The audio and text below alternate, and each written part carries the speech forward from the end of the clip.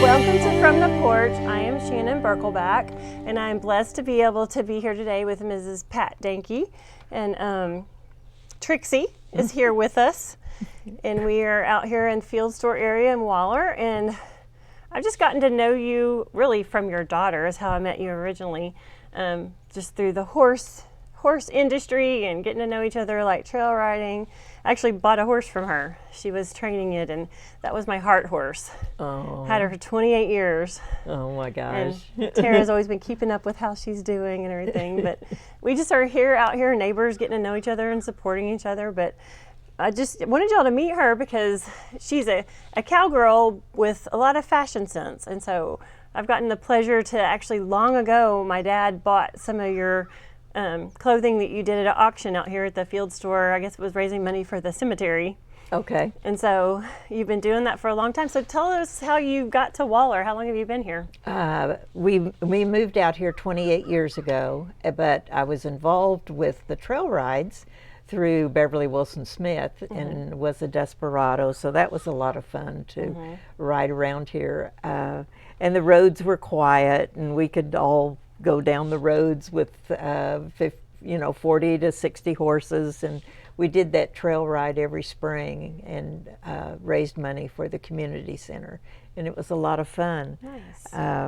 And I remember going around this corner and looking at this ranch and thinking, oh, that is the most beautiful ranch I've ever seen. Look at that pond. I wish I had that ranch. And then it is beautiful. It became for sale when we had our horses on the bayou in Memorial. Oh, wow. In Houston, and they closed those horse stalls and made it bike trails for everybody.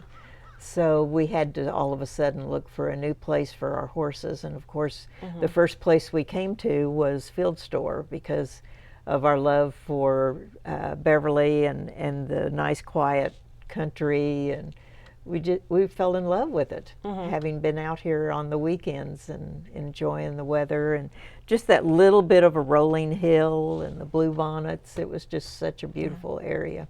Beautiful oak trees. You have lots of diversity of trees out here. Yeah. But fashion is what we're interested in, or I am, because I'm a cowgirl that kind of likes to dress up and go out and have my steak dinner. So how did you get involved in the fashion part of this? Well, actually I taught school. And in those days, you couldn't be pregnant and be a school teacher. So I had to quit in January of that year, and I sold my husband's salesman samples. He was in the dress business. So we had people come over from my teacher friends and different people that I had met in Houston, and they came to my apartment and shopped, and we had name brands for less, like Liz Claiborne, Bobby Brooks, Ralph Lauren, just a lot of different brands for less money. And so I was busy every evening with children and their mothers who were shopping for clothing, and we eventually opened up 3 dress shops in the Houston area and had those for 17 years. Nice. So, nice. yeah. That's fun. And now you're really known for all your leather and fringe and feathers. It's very recognizable. Well, and a lot of people say, I can always tell it's a Pat Dahnke, and I think I've sort of stayed true to my belief that cowgirls are very feminine and should look feminine, and we also cut on the bias a lot. And the reason we do that is because it's expandable. So the clothes, they drape on the body better. It costs more money to cut on the bias, but the clothes drape better and hang to the body and have more movement and expand and contract to where they drape on the body. So I've always cut on the bias, and then fringe is my middle name. I think it's so important to have the flow of the fringe, and of course sometimes we bead it and feather it and crystal it, and lots of fun things to do with fringe. I like, yeah. And if y'all haven't seen her reversible belts, they just drape really nicely over, dresses or things like that with your belt buckle. Yes. You can have chocolate brown on one side and colorful snakeskin crazy colors on the other. It's just fun to have that purpose, and they really fit well. So you will see one on me soon. I actually invented a reversible belt, and all of my belts have that arc so that they just really fit the lady perfectly in the back and front. We actually have 2 prongs on the buckle so that you just flip it around and wear it on the other side. So that's nice. We were saying I was just in the Houston airport recently, and you can, as soon as you get to Texas, you can go to that Pinto Ranch store, and we went in there with my friend Lori, and we're like, look, this is a Pat Dahnke. You can tell from the moment you see all the fringe, and there it was. It's so really neat to know that you can come to Texas and get a little bit of Waller, Texas. Yes. It's probably all over the world. So yeah, where can people find you? What kind of showrooms? I used to show in like 5 or 6 different areas, but as I've gotten older, I've kind of zeroed in on the very best markets. Right. I still have my showroom at the Dallas World Trade Center because it's convenient and close, and a lot of the people come to that show, and then we ship to Canada and Australia, New York, Virginia, Wyoming, Montana, of course, California, Arizona, all over the West, Colorado. So we ship between 80 to 100 stores a year, and we're That's nice. Been in a lot of magazines. I've been nominated for the Cowgirl Hall of Fame for my work with. I skipped over a little bit of this. My child was diagnosed with cancer, and I lost him, and that really, the designing of my line really helped me heal through that period, which was 40 years ago now.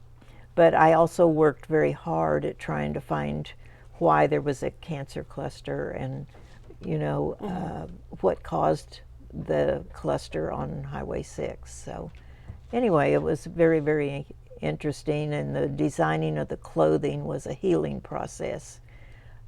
Sometimes we all have to just get involved in something, that really means a lot to us. Yeah, and we talk about how that community helps support you through the traumas. Yes. Different things can happen. We talked about, having the fires out here. That community really helps support and helps, like Tara and I were rescuing horses to move them further away. And it's just nice because when you have a lot of horses like Tara and I do, it's hard to have enough trailers to move them that quickly. That's right. That was a very scary time. I was in Denver at market when all that happened, and you and my daughter organized that and had the trailers all lined up and evacuated many, many horses that could not have been saved if the fire had gone closer. Yeah, we were saying, and having to load donkeys when it's scary and you're in a hurry is not always an easy task, but we are the horse whisperers. Yes, yes. And we love them enough to stick with it and get it done. And so talk about other ways that you stay involved in your community. What are some other Well, I believe in the community center, Field Store Community Center, and also in New Hope Methodist Church, which I'm in the band and play the harmonica, and I love that. I also carry the harmonica as I go down the trails, and sometimes just play a little bit as we're going down the trail.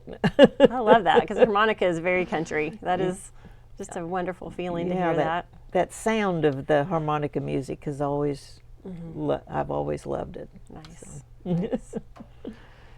Well, anything else we want to share? I know as we're growing, we're talking about 1488 is talking about widening, and then we also have like 36A is coming across. It's not quite this far on this side of 290 that they're talking about. We worry about eminent domain. Absolutely. We were saying because you had exotic animals here, sometimes that can be a workaround to make them go around you.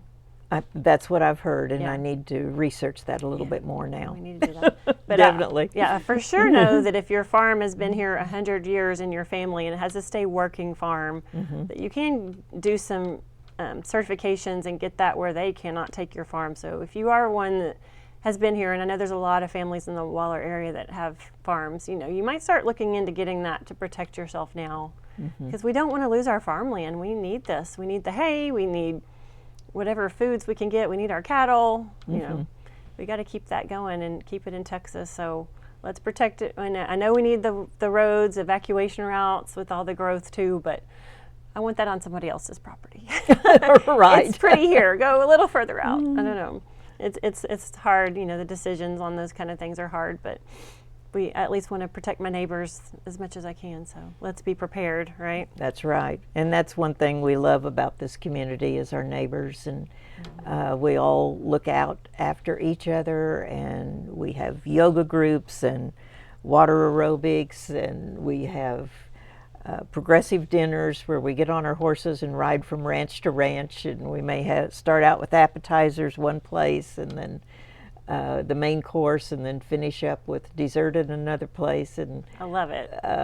you know, we all get together during the holidays, and it's become a family here, because most of my family is back in Kansas. So with Tara and I really, really enjoy our neighbors and the loyalty that we have. Yeah. Nice. Well, thank you for sharing, you know, your porch, your stories. We love hearing kind of how you got into this. So I'm really excited. Hopefully we will share how you can find her designs online and share some pictures of some of it to see which outfit might fit for you. So please, you know, share and subscribe so that you can meet the next neighbor that we interview. Thank y'all. Thank you.